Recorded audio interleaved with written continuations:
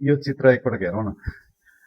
एउटा मान्छेले हात्तीलाई ठेलेर ट्रकमा चढाइरहेको देखिन्छ।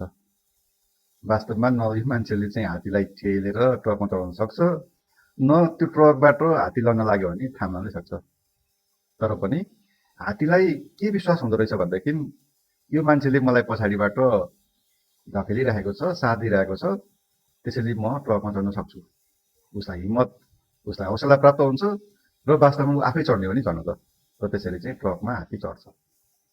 हाम्रो जीवनमा पनि यस्तै हुँदो रहेछ खासमा।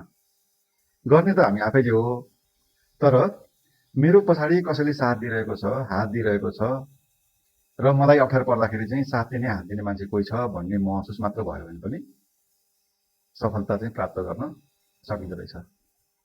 त्यसैले तपाईँको प्रियजन जसले चाहिँ कुनै काममा सफलता प्राप्त गरोस् भन्ने तपाईँलाई लाग्छ भने उसलाई साथ दिनुहोस्, हात दिनुहोस्, बरु मुखले मात्र दिए पनि हुन्छ।